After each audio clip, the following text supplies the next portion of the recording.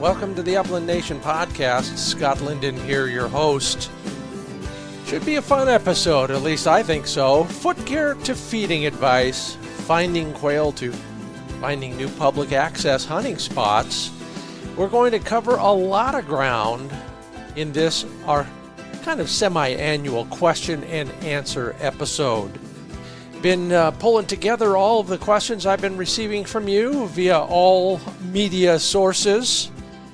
And if you have any more, of course, I've just put out a call for the next episode, so feel free to send more in. But, I learned something in these, and maybe you will too. I'm looking forward to sharing information with you and vice versa. That's not all, though. In our Fix It segment, a lodging option if you're kind of in the sticks. It might help you this season. And then on our social media, I asked you a question about why or why not do you use an e-collar or a GPS collar? I think you'll be fascinated with some of the responses. And it's all currently made possible by Mid-Valley Clays and Shooting School, TrulockChokes tubes, Purina Pro Plan Sport dog food, Sage and Breaker gun care products, RuffLand dog kennels, Pointer shotguns, and HiViz sights.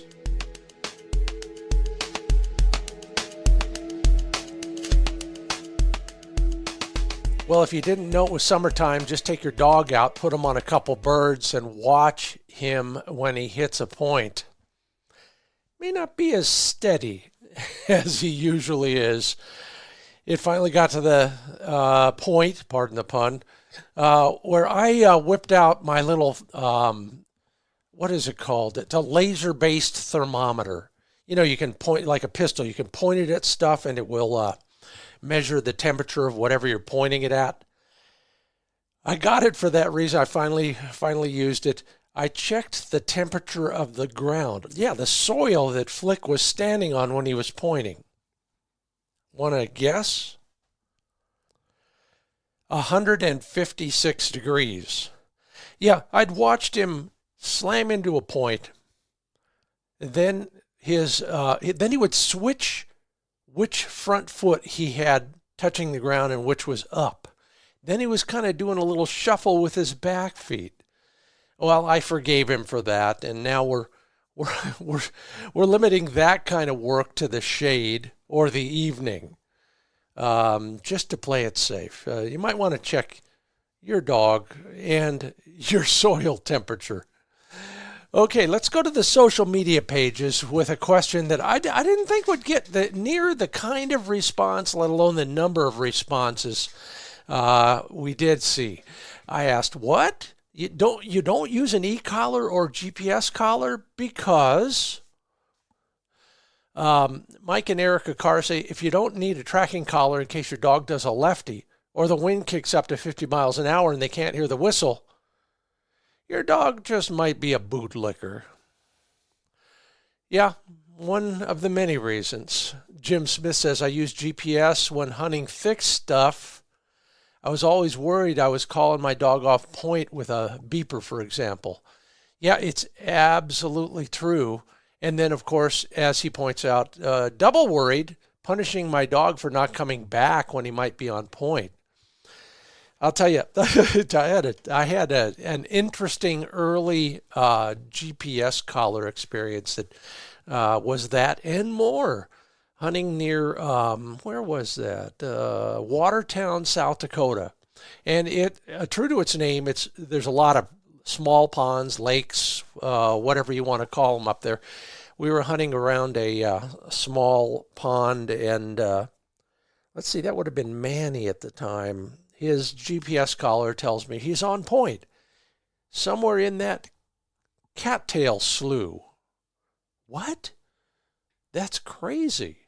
But I waded in after it, following that GPS handhill as best I can, so that I can zero in on him because he is on point and I don't want to bust the bird before I need to. I get up to where it's, it basically shows me and the dog standing in the same spot. Still can't see him, so I reach in and part those cattails, and there he is on point, facing, also on point, a raccoon. Well, you know how that works. In a microsecond, you go through all the scenarios and you try to decide what's the smartest thing that I should be doing. Well, I don't know if it was, but I walked between them, shooed off the raccoon, grabbed Manny's collar, and we got out of there ASAP. Whew. No problems, except for the owner. Okay, speaking of whether you do or do not use a collar for that sort of thing, Carmen Coniglio says when you're training your dog to listen and hunt close, you don't need a GPS, but you do want to use that e-collar to control from chasing unwanted game. Yeah, most of us anymore, we don't hear much about that, what old school trainers used to call trash, whether it's a whitetail or a raccoon. Yeah. Gordon Vavrak points out that one of the biggest advancements in training your dog and being a better team in the field is a good e-collar and fully knowing how to use it. Yep. George Gomez, it does cut your training time considerably, he says, and helps in a lot of situations. Yeah. But, I got to argue both. I actually wrote a story about this a long while back. The batteries went dead in mine, and I was in the middle of nowhere. And so to hunt basically unplugged, just you and your dog, it opens your eyes literally and figuratively. It opens your ears as well, by the way. So when it's appropriate, maybe think of... maybe just at least turning off the stimulation and the correction aspects. Sure, go ahead and keep it on to know where your dog is. Carrie Sisson says it's an amazing tool when used correctly. You can map your dog's tracks and know with evidence-based backup exactly how much ground they covered. That's always worth a bet at the beginning of the day and a payoff at the end of the day. Interestingly, Carrie also says you can mediate health issues from heat or cold or to paw issues before they start. This is the reason we use them in search and rescue, she says. Yeah, very useful. Yeah, you want to make sure your dog, at mile 9, they have paw problems, for example. Yeah, great idea. James Waters, I'm reading this without having pre-read it. Who cares? After you've seen a grown man cry chucker hunting in the snow and the fog rolls in, does it really matter how big your bleep is? We have an amazing tool to get our dogs and hunters home safe. Use it. Okay, yeah. No, you're absolutely right, James. That was fun. And by the way, I think I was up there too, but I couldn't see it down at the other end. Yeah. Oh, yeah. David DeSmither, sorry about that story. Yeah, we never think about the safety aspect. Yeah, there will come a time when a dog is running towards a highway and you need to back it off. Yeah, that's one of the many, many reasons to use an e-collar. Let's see here. Rebecca Burkhart, I belong to many groups for just hiking, and the daily posts on lost dogs is amazing. It's absolutely true. Maybe you read that I did a piece last year for Gun Dog. It was a letter to my friend Dave. Now that he's got a pointing dog, here are some of the things you're going to want to do. Here are some of the things you're going to want to buy. And yeah, for a puppy owner, start saving your cans and bottles because you'll want a GPS collar. That pup, there will come a time in that pup's life when it knows how to run, but it doesn't know how to come back. That collar is worth its weight in dog flesh, if nothing else. Ken O'Neill says, I've never needed one. 59 years old, training and hunting over dogs since I was 16. It's a crutch for a lack of knowledge, time, and effort. Well, yeah, maybe it can be, but some of us respectfully disagree, including David Klopp, who says I'd never leave home without it. It's the best insurance and peace of mind. Absolutely. Let's see. Robert Murphy, I don't need an e-collar with this pup, but I never go hunting without a GPS collar. Well, you get the idea there. And if you don't own one yet, boy, oh boy, I sure hope you will consider it. Yeah, in these days, there's so many choices. There's some, lesser known brands that are selling GPS collars a lot less expensively. You can get various versions of the big names that maybe don't cost near as much as their flagship models. All of them are worth a look. Consider how much time and effort you put into training that dog, and then, of course, the cost of the dog and the care and dog food and all. Well, it's a insurance policy for that investment, if nothing else. Well, that part of the program was brought to you by RuffLandKennels.com, the ultimate travel system for your dog, and making your own life a little bit easier as well. I've talked before about kind of configuring the back of my truck so that everything is, well, for lack of a better term, ergonomic. There's a place for everything and everything in its place. You get it. Well, with a RuffLand system of dog bowls, top trays, water storage, food storage, dog storage, you can get the back of your truck all set to make things a little bit simpler and a little bit more efficient on your hunting travels this season. Take a look at their long list of products. Visualize in your own mind how that might help you stay more organized and your dog more comfortable and safer. Learn more at RuffLandKennels.com. And including organizing your shotguns, pointershotguns.com is where you can take a look at every single configuration, gauge, color, and every other variation of their side-by-side, over and under, and now semi-automatic shotguns. Take a look at that new FT12 semi-automatic, as well as all of the options when it comes to case coloring, the Cerakoting, and all the sub-gauges. Once you've decided on one, reach out to one of the dealers, from Bass Pro to Sportsman's Warehouse, Cabela's to Turner's Outdoorsman, and hundreds of independent gun stores and sporting goods dealers. Chase it all down at pointershotguns.com.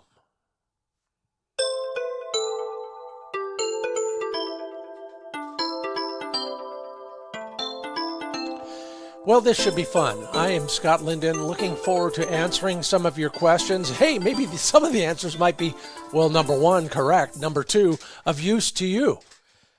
Basing all of this stuff on my own experiences, it may work for me and it may not work for you, or vice versa, but somewhere in here, with a vast array of subjects, might be something that you might want to try or consider for this season. Well, for right now. You're still working with your dog all the time, aren't you? Of course you are. All right, the first one comes from Jeff Araberry, I think is how I'm going to say that, Jeff. Looking for foot care products for the sole of the dog's feet, not mine. I usually use Bag Balm. Any others you'd recommend? Yeah, Bag Balm is just dandy and fine for a whole bunch of uses. I kind of have a two-step approach. Pre-hunt to, in effect, protect a dog's pads. A few times a week during the off season, and then every morning during hunting season when we're out there, I use Happy Jack's Pad Coat, K-O-T-E. Yeah, clever, huh? Pad Coat has been around forever, devised by houndsmen who know what kind of pad wear their dogs get, and it works for me. You got to be careful. It's purple and it stains everything you get it on, so don't put it on your dog and have them jump into the passenger seat. But Pad Coat does a good job. And then many years ago, came off the most wicked opening weekend I've ever had in Chucker Country. For one whole morning, the dogs were basically hunting on boulders. There was nothing else there. We were on this massive boulder field, and it was warm enough, so hot, bare rocks on dog pads. They were all kind of tiptoeing around after that. On the way back from having yet another tire repaired, I had some time to kill, so I stopped in and got the only thing they had at the small town drugstore, and that was Pro Foot brand Heel Rescue. It's for humans, but it works. I use it a lot. I even use it during the off season. You've heard my feelings on how I like to keep my dog's pads supple. And this Heel Rescue from Profit does the job. Now, I don't get anything from either of these guys. This is what works for me. You might want to try something like that and get it into all the nooks and crannies. You know, we look at the pads and we see the part that actually contacts the ground all the time. But don't forget, up in between those pads, the edges of the pads, especially that little spot right where the nail comes out of the foot, those get neglected a lot. So anyway, hope that helps, Jeff. And I hope I said your last name correctly. Warren Tamargo asks, what dog energy bar or hydration drink do you recommend? Well, unfortunately, I can't get the ones I really like anymore. You know, I was a dealer for this great product out of Denmark a long time ago, but they had a fight with their distributor, and that was that. I have experimented with a whole bunch of stuff, and I'll just say this, everybody. Dogs are not humans. We humans, we like simple carbohydrates for instant energy, if you will. Dogs need fat for that. So if we're sitting down, we're having a power bar, we want to give our dog something that has fat, not carbs in it. I like raw egg yolks. Of course, you can cook some eggs and use just the yolks as well. A little bit less messy. And then another one I've gone to is ham fat. You know, you get a big ham, you trim off don't you trim off most of that? I hope so. I'll freeze that in big bags, and then I'll break out a little bit here and there, keep it in a Ziploc, and carry it along on a hunt, for example. And the raw egg yolks I can put in a squeeze tube for instant energy. It seems to work pretty well, and man, oh man, do the dogs love it. Okay, Don Floyd is new to Arizona. Where can I hunt upland birds? Just about anywhere, Don. It's a mecca, especially for late winter when there's snow on the ground in so many other places. If you're looking for someplace with shirt sleeve weather, well, you live there, you lucky SOB. Consider a few things. If you're looking for Gambel's quail, the Colorado River near Bullhead City almost always has some thickets there, and you want to be careful about property and other users, but that's a good one. Tombstone, yeah, there is a real town there. Yeah, been there. Go up to that area if you're looking for scaled quail. Another one is the Tonto Basin. That's a big stretch of desert near Roosevelt Lake. And then, of course, the mothership for Mearns quail, Patagonia and Sonoyta. If you're ever so tempted, watch for my truck. I'll probably get there this year. Yeah, so fair warning, everybody. Find somewhere else to go if I'm there. Anyway, hope that helps you. Appreciate your question, Don Floyd. Brad Brandt lives in Wisconsin. Are there any shooting schools or places to learn near Wisconsin? Yeah, Brad, there's a bunch of all of the above. There's ranges, there's instructors at ranges. Go to the National Sporting Clays Association website. The simplest, just go there, nsca.org, and then poke around and look for instructors there. There's plenty in your area, and that might be a good starting point. I like folks who are certified in one way or another, and you all remember Don Curry. He's the guy in charge of that stuff. If he says they're good, they're probably really good. Okay, Chuck Jones asks for recommendations for upland birds between Bozeman and Dillon, Montana. Well, yeah, you don't need to go far from Bozeman. There's forest grouse all over that area, so just drive uphill. If you want some prairie birds, you're going to have to go east. Big Timber is probably the closest place for you from Bozeman and Dillon. So check out those. Great block management program for the prairie birds. Forest Service ground for the grousey types, the forest grouse. Plenty of places to go in that area. Those are the two that come to mind right off. And good luck to you. Maybe I'll see you there. I'm probably slowing down and at least having a coffee in Big Timber this season. Rod Scott asks about new hunting vests. I can't relate to this part, Rod. You say you're a small, narrow-framed upland bird hunter. Not me, but the same holds true no matter what. If you're going to walk a while and you need to carry a lot of water, and those are the things that are important to us out here in the West, then you need a vest that is engineered, maybe that's the best term, engineered correctly. Okay, I won't belabor the point, but here it is. Back in the day when I was a backpacker and a Boy Scout, good old Kelty came up with the first real hip band for their backpacks. Well, hip bands have come a long way, but they are the key to comfort and accurate shooting when you go to your strap vest. Yeah, the key there is not just that they have a hip band or a hip belt, but that most of the weight that you're carrying is on the belt, not on the shoulder straps, not on the game bag, or any combination of those. So shop for one where the hip belt is where most of the weight is going to go. By the way, I did a piece on that for somebody, Game and Fish magazine. So dig that up. It's probably online. And why?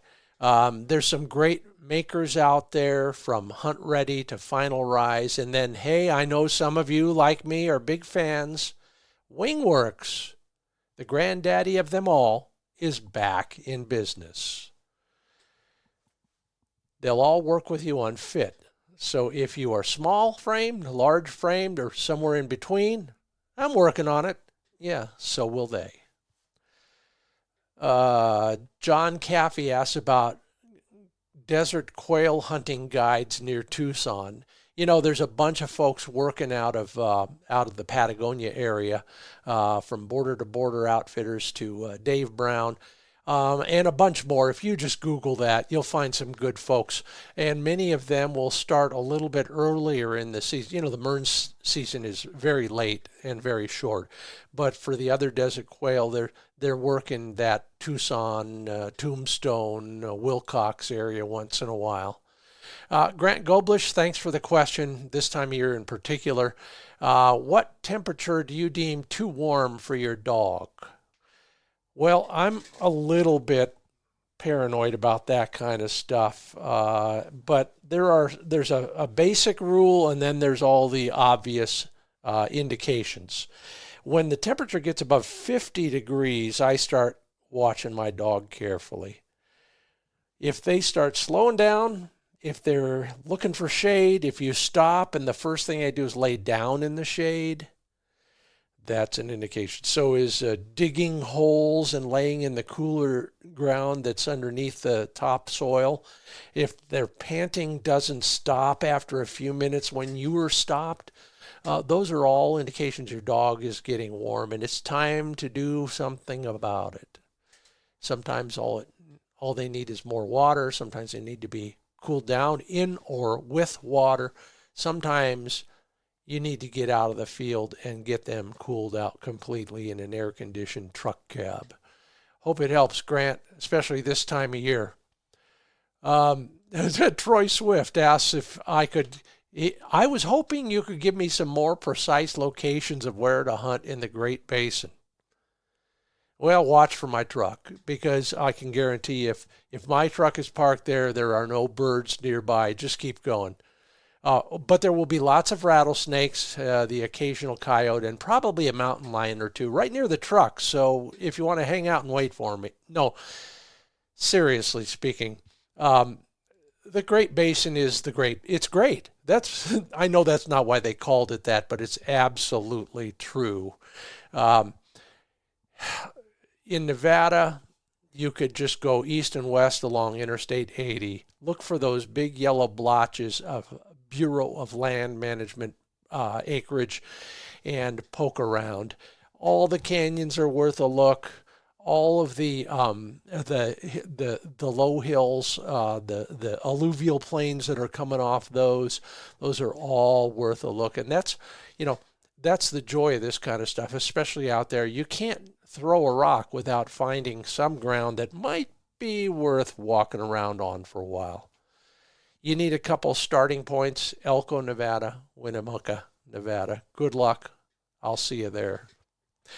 Hey, we got a lot more to go. I'm Scott Linden. This is the Upland Nation podcast, answering not all of your questions, as many as I can get to before we run out of time here on the Upland Nation podcast. I'll have more of your questions, and then, like I said, in the Fix It segment, a lodging option you might not have thought of if you are kind of in the sticks, so to speak. It's all being brought to you by Pro Plan Sport dog food from Purina. Concentrated nutrition, all important, especially in the field. We want our dogs to have that VO2 max.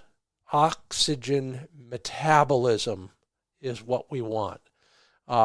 Increased endurance during exercise is what that results in. High protein formula with real meat as a first ingredient. It's 100% complete and balanced nutrition. There's a reason most sporting dog champions are fed Purina Pro Plan Sport dog food. Learn more about the science behind the nutrition. Go to ProPlansport.com.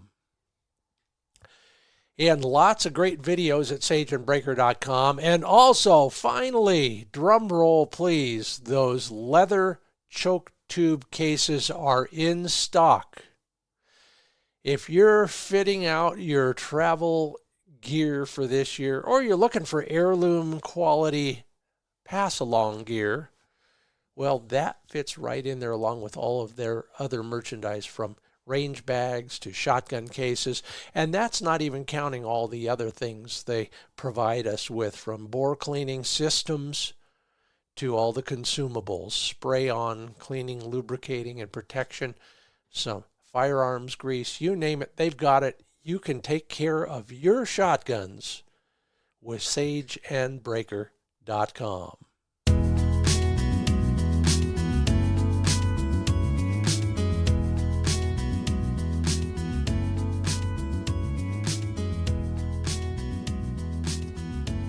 And welcome back to the Upland Nation podcast. I'm Scott Linden. Glad you're sticking with me, and hopefully I'm providing some information that might be of use to you. Lots of great questions in this question and answer episode, including this one from Brett Bowser. Brett, I hope you're doing well, and so is your boy. I bet he's not much of a boy anymore. Last time I met him, he was growing fast already. Anyway, Brett asks about chokes. Bearing in mind I'm a new and green hunter, it might sound dumb. No such thing, Brett. Shooting a Browning over and under. What choke should I be using? The gun has only full chokes in it. I was going to go modified on the bottom, improved on the top. You don't mention whether they're removable chokes or not. If they are, it's a piece of cake. If they're not, then and you have to live with one set of chokes, whether somebody's boring out your barrel or not. Yeah, I think that's probably a good pair. Mod on the bottom, improved on the top, for most things most of the time. That's what I shoot most of the time. I don't take a lot of long shots, so I'm not concerned about that. But I do need a lot of especially on my small gauge guns, I do need a lot of pellets, a slightly more concentrated. So that works for me most of the time. You know, some of you, if you're just hunting quail and you're hunting at short range, skeet and skeet, cylinder and cylinder. So at some point, consider either having your muzzles threaded so you can change those chokes, or you can do some things with ammo that might help in that regard as well. Good luck there. Can't wait to see the pictures. David Johnson says, I have a young male wire hair running hard and well. Is there a supplement you might recommend to help keep condition on a young, hard-working dog? Yeah, dog food. I know it becomes an issue, especially if you do what I do, but start with a great dog food with at least 30% protein and 20% fat. There are some formulations that go bigger on one or both of those. And if your dog is just wasting away, you might take a look at that. I do have an issue once in a while, but you can feed more. The challenge becomes I don't feed in the morning on a hunting day, so effectively we've cut our dog's ration in half immediately. So what do you do at night? Well, you can only fit so much food into a dog's GI tract, unless you like staying up all night and taking him out, every couple hours. So you need to add more calories one way or another. There's a lot of ways to do that. Some people use olive oil. Some people use bacon fat. All of those work in moderation. There's a powder I like from Elements Nutrition called Gainer. You just sprinkle it on the dog food, and that's basically powdered fat and protein. No volume to it, so it's not, in effect, clogging up a dog's GI tract. So good luck. Those are things that you can do, but it starts with great dog food. That's the one that kind of provides the complete and balanced aspect of nutrition. Be careful with high fat anything. There is a risk of pancreatitis there, so measure it out and keep an eye on your dog. Very careful. Be very careful with that. Jim Anderson asks about some places to go in North Dakota. I'll go this far with you because I don't know North Dakota as well as I know South Dakota, but I've had some great times there on spur-of-the-moment trips when we were detoured on a TV show, or even planned. You can headquarter in Dickinson if you like pheasants. That's way down in the southwest portion of the state. Go a little bit further north to Mott, M-O-T-T, and you'll find a few more sharptails in that country. Lots of private ground.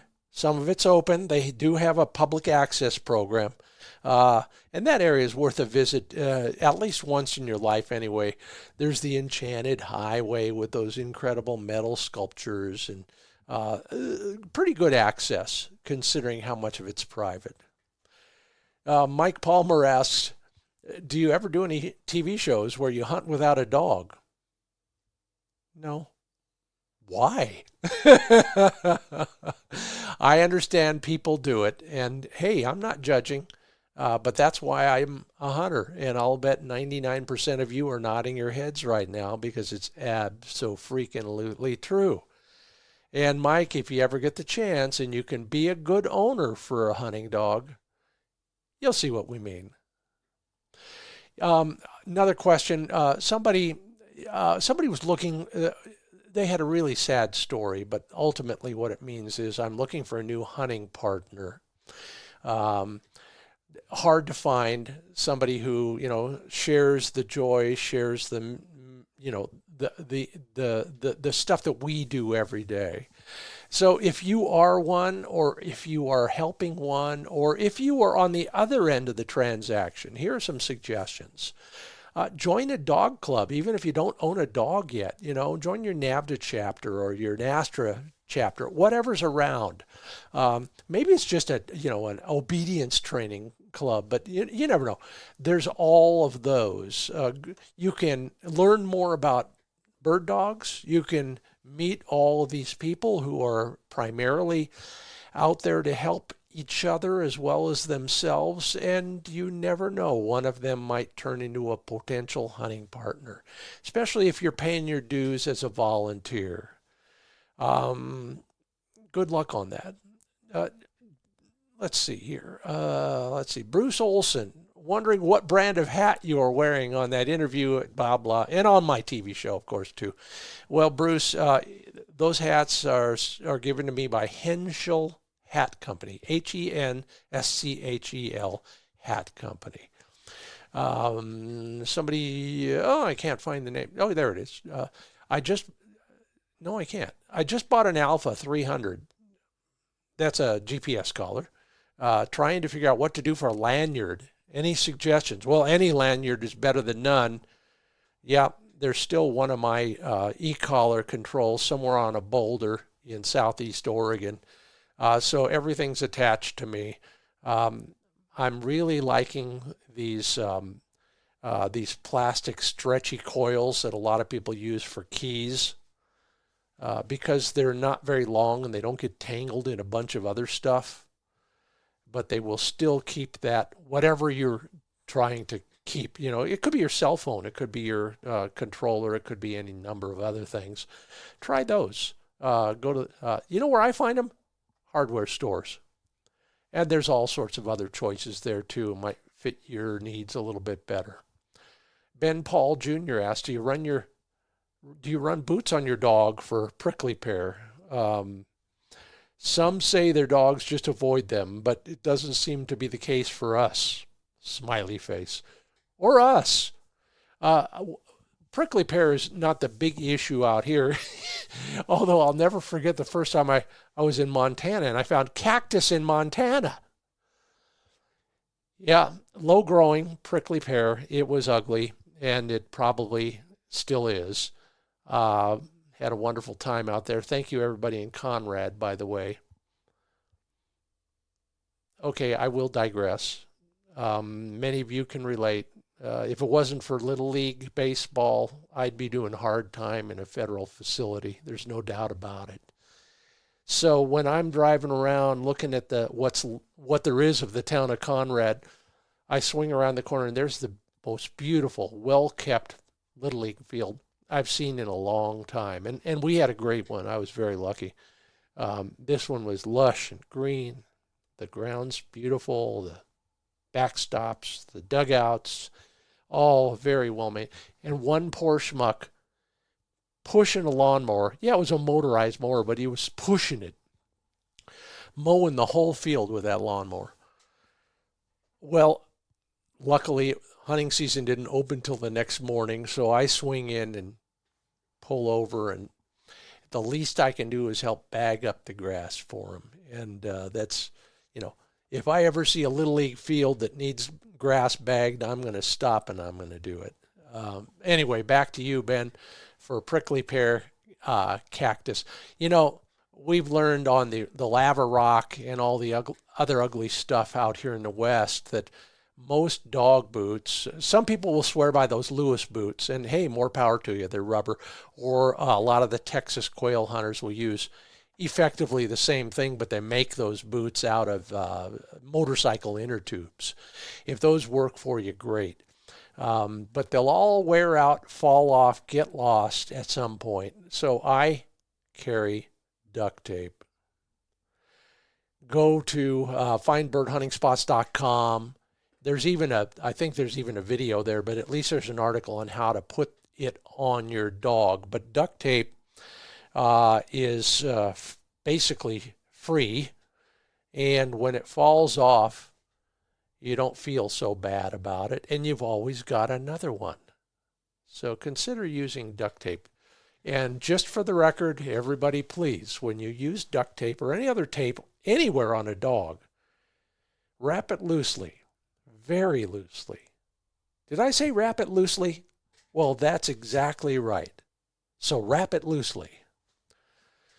Austin Kelly asks, currently looking at GPS systems for my dog. I'm wondering how you carry the receiver in the field, as I can't find a holster for them anywhere to attach to my vest. Thank you, Austin. Another pet peeve of mine, and you know, you've seen it. I'll never forget I was looking at an ad in one of the bird hunting magazines, and I don't even know what the ad was about, which tells you something about how good it was, I guess.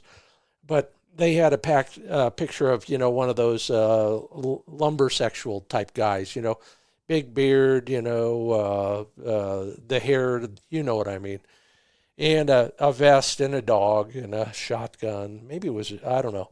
Anyway, and all this crap hanging off his vest. And we used to make fun of those kind of kids in Boy Scouts. They'd have everything but the kitchen sink hanging off the back of their pack, rattling and swinging and bumping into everything. Well, this was the same thing on a bird hunting vest. Number one, it makes a lot of noise. Number two, it's going to get caught on something. Number three, it's usually not where you need it to be. With that in mind, I take one of the front pockets of my hunting vest, Austin Kelly, put things in there that don't need to be at the top of the pocket, and I put my GPS handheld controller in the top of that pocket. If I need to, I can put the flap over and secure it a little bit. Remember the lanyard trick, but it's always right there. I don't have to look anymore. I know exactly where it is. When I need to pull it out, I just reach down into that spot. So consider that. You're going to use it a lot. If you can't find it real easily, you're not going to use it. And your dog, who knows what will happen to your dog. I'm Scott Linden. This is the Upland Nation podcast. We're continuing our adventure through all of your questions, and we're getting towards the end here. But before we do, let's cover a couple more here. Let's see. Cody 64200. How do you spell that, Cody? Anyway, my family and I are going on spring break for a week. Don't have a long-term solution for feeding and watering my pigeons. Well, for pigeon supplies, my best source is my local feed and seed store or the online equivalent. There are great poultry supply houses out there with really big waterers and feed bins. So even if you have a half dozen or a dozen pigeons, get a big waterer. Mine holds 8 gallons. And I still use a couple small ones just in case something tips over, something fails, something freezes, whatever. And same for feeders. 2 big ones for me, just in case. Just maximize the capacity of the waterer and the feeder, and you should be okay. Mine lasts up to 2 weeks in my situation, and I have 30 birds. So you'll do fine with anything less than that. Yeah, bite the bullet, make the investment early on. I wish I'd done that as well. I've been keeping pigeons for 35 years, and I've been through every single version of this stuff, and that's where I am today. Hope it helps, and hey, at least you got birds. Good on you. And then finally, Alex Galvin. Do you have any tips for hunting late season California wild pheasants? Well, are there any left? No, I know there are. I've been there and I've done that, and it's been relatively recent, although there are nowhere near as many as there were 20, 50, 75 years ago. Every week I'm learning new spots thanks to my good buddies down there. I am looking at the Yolo Causeway up near Davis, kind of west of Sacramento, that area. That's a really good one that is open to the public several days a week. And that's worth a look. To answer your second question, birds were flushing wild and too far out at the end of the season last week. So this is an old question. What can he do about that? Well, Alex, here's what I'm learning, and this is the same with chuckers in some situations too. If you can get kind of a 30,000 foot view of the area and you kind of got an idea of where the birds might be, I'd keep my dog at heel so that they don't get too far away. And you know more than me, both those species, they'd rather run than fly, and they'd rather run than stand still for a dog breathing down their neck. So if the dog is on the birds for too long, somebody's going to break. And usually it'll be the birds and then the dog. So walk your dog at heel until you think you're into the spots where the birds are, then cut them loose. I know a lot more chucker hunting pros who are doing that these days as well, but in pheasants with a pointing dog, absolutely. Then you can race your way to the dog on point before the birds get too nervous and fly away unscathed. Good luck to you there. I don't get out to that causeway very often these days. When I do, heck, the last time I was there, it was what it was. It's where all the overflow from the Sacramento River goes. It was more of a lake than a hunting field. Glad for the question. Hope I could help. And for everybody else as well. That has been a really fun podcast today. We've got all of your questions answered for now. There's an appeal on all the social media right now for the next batch. So go on and drop me a note anywhere, anytime. I compile them all, and hopefully I can help you with some of your situations. We still got the Fix It segment and getting closer to your public access spot with another lodging option here on the Upland Nation podcast. In just a moment, we're brought to you by TrulockChokes.com. Choke tubes made with the tightest tolerances on state-of-the-art CNC equipment. It's so easy these days. I don't care whether you've got a big name brand shotgun or one of those lesser known brands. They've got an incredible choke interchange list with all of your shotgun brands. All you do is go down the list, match your brand with the gauge, and there are the chokes that will fit your gun. It's never been easier. Sign up for email notifications on sales and other promotions. It's all happening at TrulockChokes.com, TruLock, TrulockChokes.com. And HiViz Sights is where you see what you've been missing. Yeah, that's a good way to put it. You've been missing too many targets, feathered or clay. It's because you're probably obsessing about the gun muzzle instead of the flying target. Well, with a HiViz sight, that light pipe is so visible to your subconscious, you don't need to worry about looking at it. You're not aiming. You're not lining up the muzzle of the gun, the sight, with the moving target. You'll never catch up. Go to HiVizSights.com, watch the video, take a look at the diagrams. You'll see what I mean. HiVizSights.com. While you see what I mean, you'll also see what you've been missing.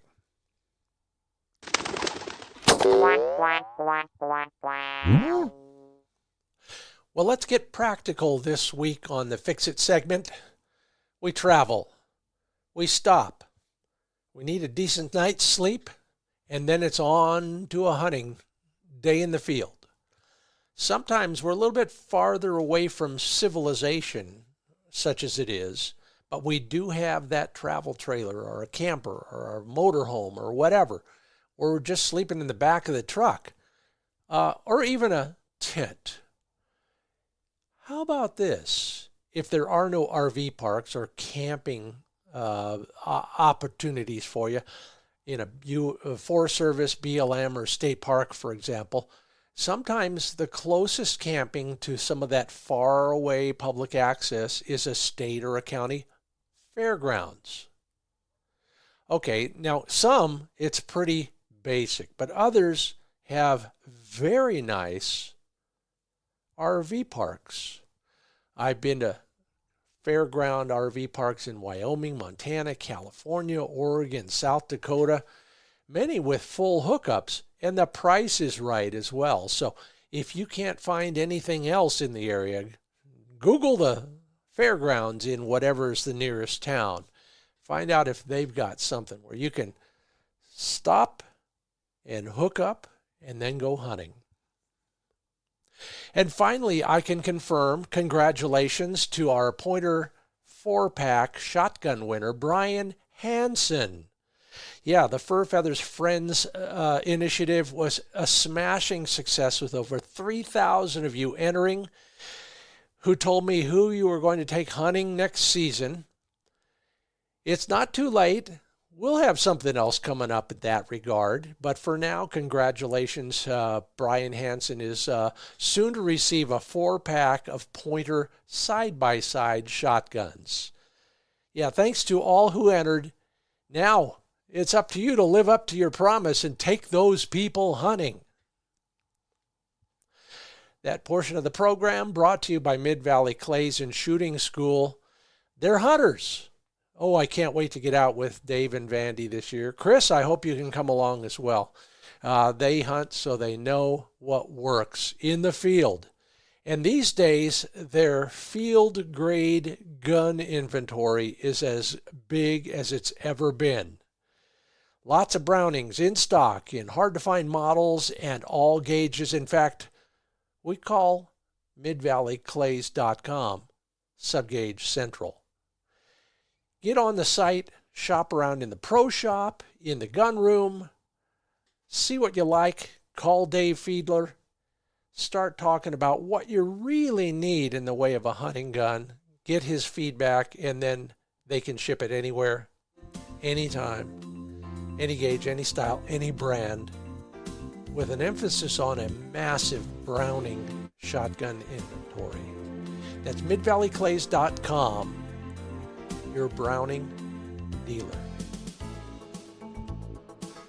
Well, thank you to every one of you who asked a question. I hope you learned something. I know I learned something. And I hope everybody else did as well. If you enjoyed the podcast, please tell somebody, or more importantly, would you please leave a rating at Apple Podcasts? Sure appreciate that. Thank you to our sponsors who make it all possible.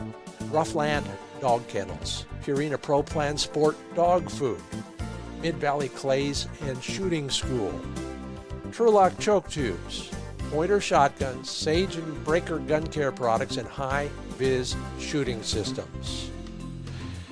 Until next week, I hope to see you at the range. I'm Scott Linden. Thanks for listening to the Upland Nation Podcast.